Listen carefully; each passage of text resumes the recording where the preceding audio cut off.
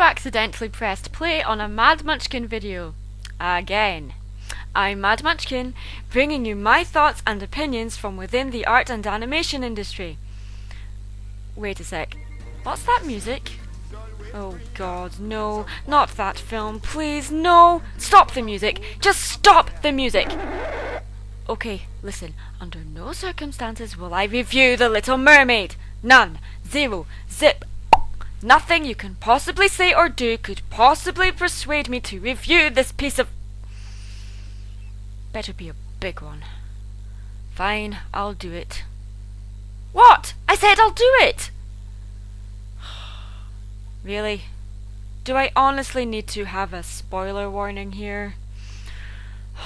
Fine. Spoiler warnings are gold. Yes, they are, but honestly, who would watch a review for something they've never seen or played before? I mean, this film is over 20 years old. Even if you haven't seen it, the story is so formulaic that everyone must know how it goes. Boy meets girl, boy and girl fall in love, girl sells her soul to a demonic sea witch, abandoning a family of friends, and they live happily ever after. Sort of. Okay, yes, there's more to this movie than that. The music is Oscar winning, the animation is gorgeous, and the character designs are beautiful. It's also the first Disney movie to have a bittersweet ending. It's funny, memorable, and arguably has one of the best Disney villains out of all the Disney films put together, apart from Hades. Hades is awesome. I don't really hate the film itself, it's more how it has been mistakenly perceived to be a groundbreaking animated movie, which it isn't. It is a huge step up in quality since films like The Black Cauldron and Oliver and Company, but there isn't anything in this film that hasn't been done before, artistically anyway. The Little Mermaid began the Disney film golden age, but it is not responsible for bringing animation back from the brink of extinction. It is responsible for reviving musicals, more specifically stage musicals. The film that is responsible for reviving the art of Disney animation is Who Framed Roger Rabbit. The Little Mermaid did change the perspective a lot of people had on animation and animated children's films, but the same can be said for Who Framed Roger Rabbit, which has much more groundbreaking animation within it that surpasses most Disney films, and indeed most animated films from the 90s. So although The Little Mermaid is not groundbreaking when it comes to animation, what it has done for the animation industry in regards to its commercial appeal was groundbreaking. So, let's take a look at the art of Walt Disney's classic, The Little Mermaid. That cookie better be worth it. Hans Christian Andersen's most well-known published story was The Little Mermaid, and was far more melancholic as the Disney version, as most of you will probably already know. None of the Disney films stayed that true to their source material, which would usually send me into an out-of-control nerd rage, but this is forgiven as they have their own legacy, and fairy tales are rather short, usually episodic and pretty basic in their structure. Changes and additions need to be made in order to flesh out the story and the characters, not only for artistic and story reasons, but also for commercial reasons as well. There is a way to modernize a fairy tale without making a complete mockery of it by stuffing it full of pointless pop culture references. The Shrek movies are overrated! The Little Mermaid has been swimming around the Disney studio, since the 1930s, and was developed to be a silly symphony short. The illustrator Kai Nielsen created beautiful concept art for the project, but it was dropped because of difficulties with the story and the realization that they just didn't have the technology to show realistic underwater movement, and a silly symphony would not have done the story any justice. What did The Little Mermaid do for the Disney company? The advantage that this film had was that it came out with next to no competition when it came to animated films. I mean, sure, we have the Don Bluth films, and with the exception of The Secret of NIMH, The First American Tale, The Land Before Time, and All Dogs Go to Heaven, which by the way was released the same weekend as The Little Mermaid, the studio didn't really pose much of a threat to Disney, and later went on to rip off Disney. Twice. Wait, wasn't Thumbelina also written by Hans Christian Andersen? The Little Mermaid was able to do this under the pressure of also living up to the standard of the animated films that had come previously from the Disney studio. It had to sit alongside films like Sleeping Beauty, Cinderella, without looking out of place, but at the same time bring something new to the table. No one can deny it, the film succeeded in this area. But that doesn't mean it's without its flaws. Although the art and animation is not groundbreaking, there is a lot of animation here that takes major steps forward. It is the last film from the Disney studio to have traditional hand-painted cel animation. It was also the last animated film from the Disney studio to use the famous multiplane camera to imply depth. CGI was used quite extensively in The Little Mermaid, but the technology was still in its early stages of development and was used subtly in the backgrounds. These elements were wireframe 3D models that were painted traditionally, such as Eric's ship, the carriage, and background planes when Ursula grows into a huge leviathan. 3D models in Disney animated movies was not a new thing back then. The Black Cauldron and Oliver and Company had used these effects quite extensively, and The Black Cauldron was the first Disney animated film to use CGI, so although it was a recent development, how it was used in The Little Mermaid was nothing new. Ariel must have been a character that was tough to design, considering Disney had recently released another film which was also about a mermaid, Splash, which you have to admit, apart from the obvious, it does have other similarities. And it's not the first Disney animated movie to have mermaids, of course. Neither is it the first time mermaids have appeared in animated movies. So they had a chance to make these mermaids, including the main character, look different to how they were designed before. Well, did they? Not really. Looking at the mermaids that appeared in Peter Pan, and looking at Ariel, there's not much difference. I'm not saying this is a bad thing, but they did miss out on an opportunity of taking a well-known mythological creature and redesigning them. I mean, this and this cannot be a coincidence. Her red hair, though, was a very conscious decision, and it had to move fluidly through the ocean and have its own personality, representing her fiery passion for life. Gee, some traditions never die, do they?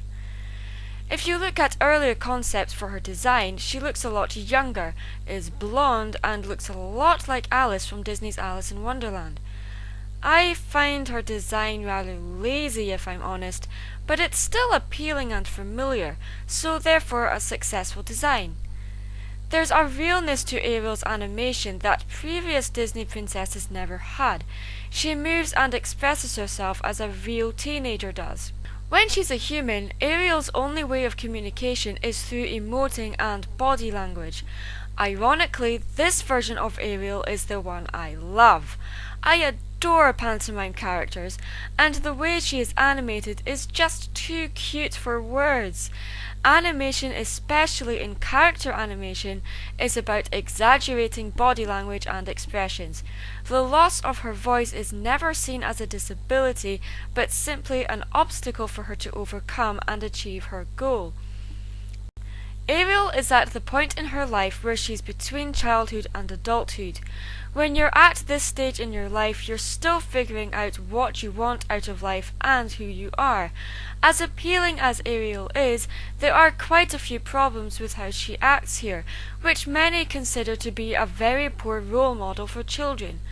But that's just the point. Ariel isn't the one that is learning the lesson here. Although she goes through the most changes, she is not the one that is taught the main lesson of the movie. It is her father. Triton is a character that gives this film more than most fans of the film give him credit for. He's not given a lot of screen time, but Triton is the character that has the most impact on the plot of the movie from beginning to end. The real conflict in this movie is between Ursula and Triton, and Ariel is simply used as a pawn. Even though this movie was falsely advertised as a romantic comedy, it is technically a father-daughter story. King Triton is a character that is very visually familiar because of the obvious connection to Greek mythology that this film has. It is a very European-looking film in the art style, like with most of the films from the Disney studio, and Triton's design is very reminiscent of mythological beings such as Poseidon, and of course Poseidon's son Triton, who this character is based upon. It is unclear whether or not this Triton is in fact the Triton from mythology. Triton has to learn a difficult lesson of how to let go of his daughter and allow her to grow. This instantly makes him a very relatable character for parents watching this movie with their children, and also gives this movie a moral grounding. After wrecking Ariel's trove of human treasures, he immediately regrets what he's done. It is clear that he has a difficult balancing act to do. He has to be Ariel's father as well as her king. He has his kingdom to protect as well as his family, and Ariel's obsession with humanity would jeopardize that. Triton is the most interesting character in this film, and it's a pity we don't see much of him. Since this film, the theme of overbearing and overprotective parental figure has been repeated to death, but here is a relationship that reaches breaking point and literally is shattered. You don't hate Triton for what he does because of his immediate regret, and in a way you do emphasize with how he feels. It is his prejudice and hatred towards humans that is the hardest thing for him to overcome, and Eric proves to Triton that humans aren't all the same as Triton thinks. But Eric is one of the main problems I have with this story. Prince Eric is so incredibly bland and unmemorable that he was one of the reasons why I first hated this movie when I was little. The prince has always been just arm candy in previous films, with the possible exception of Prince Philip from Sleeping Beauty. Eric is proof that Disney had no idea how to handle this character, but it was a step in the right direction, even if he was, as we say in Scotland, as thick as mince. You look wonderful. No, she doesn't. She has red hair, and they put her in a pink dress that makes her look like a giant strawberry meringue. He's not a badly written character or a badly designed one, he just wasn't given enough development. It's not until the climax of the film when Eric defeats Ursula, saving Ariel and the other cursed merfolk and Triton, that Triton overcomes his prejudiced views and sees Eric for who he is and not what he is. This is one of the many lessons that Triton has to learn here. He also sees his daughter for the first time as a woman and learns he has to let her go and let her live her own life. Although Eric may not be exactly memorable, his actions are. The film tries to communicate at the beginning that Eric has the same adventurous characteristic and zest for life as Ariel does, but it's barely expanded at all. We learn more about him as Ariel does, and he is a likeable character. He's just a weakly developed one for me. Ursula is this film's saving grace. She is a witch who can manipulate any situation to suit her own wants and desires, and her only desire is to rule the ocean, taking the power away from those that dare to defy her. She has an over-exaggerated gracefulness to the way she is animated, which can be very hypnotic, emulating the movements of a real-life octopus. Although the behind-the-scenes featurettes never says so, Ursula may be based on the mythological creature from Greek mythology called Caecilia, a creature half-human with tentacles instead of legs. I'm not sure if I've pronounced that right, so if I'm wrong, just let me know in the comments below.